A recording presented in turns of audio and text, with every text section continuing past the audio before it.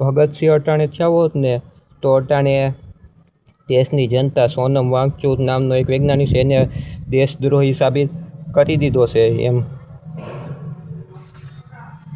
એમ એને ભગતસિંહને દેશદ્રોહી સાબિત કરી દેત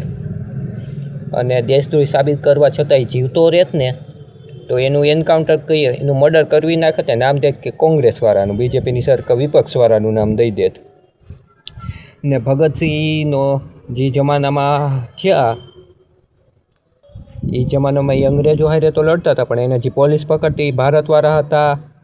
એના જે સાબિતી કરતા સાક્ષી દેતા ગવાહી દેતા એ બધાય ભારતવાળા હતા ખાલી કહેવાના અંગ્રેજો હારે લડતા હતા 40 કરોડ દેશ આઝાદ થયો ને તે માણા રહેતા હતા ભારતમાં એટલે ભગતસિંહ ને જેટલા ક્રાંતિકારી થયા ને એ બધા અંગ્રેજો હારે કરતાં વધારે ભારતવાળા હારે લડતા હતા ભગતસિંહ અટાણે જન્મ લીધો ને આ બધા કાર્યવાહી આ બધા લોકોને મારે તો અટાણે એને દેશદ્રોહી સાબિત કરી દેવામાં આવત સોનમ વાંગચુકને કર્યું ને એમ